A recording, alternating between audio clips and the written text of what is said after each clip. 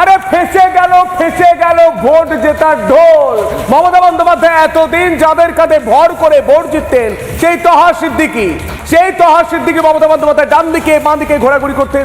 তিনি বলছেন মমতা বন্দ্যোপাধ্যায় বিশ্বাসঘাতকতা করেছেন মুসলিমদের সঙ্গে, মুসলমানদের সঙ্গে। তিনি সাপ হয়ে কামড়েছেন আর ওঝা হয়ে বিষ ঝেড়েছেন।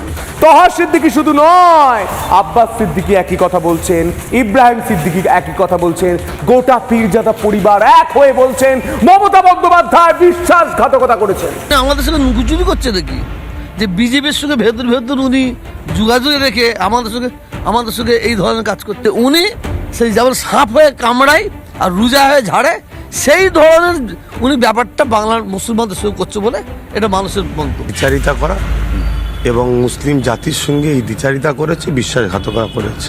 সেই জায়গায় উল্টে জুড়া পায়ে লাথি মারলো মুসলমানদের পুরো বুকের খাঁচাতে। ভোট তো সংখ্যালঘু দেয় না, স্থান গুন্ডা দুলাবাজি তাদের কাছে ভোটটা লুট করা হয়। সংখ্যালঘুদের ভোটটা যেমন করে হোক কায়দা করে লুট করে উনি জিতে আছেন, ক্ষমতার বলে জিতে আছেন। যদি সত্যিকারের ভোট মমতার নাম পশ্চিম বাংলাদেশ মিটে যাবে।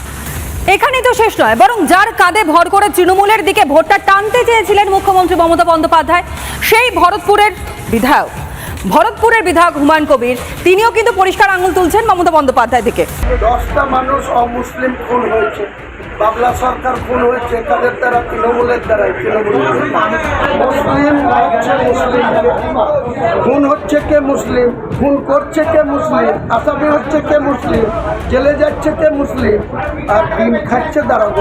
মমতা ব্যানার্জি পুলিশ মন্ত্রী, তার নাম ভাঙিয়ে এই জেলার পুলিশের বৃহৎ অংশ মুর্শিদাবাদের খুঁটি চেপে ধরে টাকা দেয়, কোথাও জোর করে তুলে এনে তাদেরকে বম কেস দিচ্ছে, বম জমা দিতে বাধ্য করছে।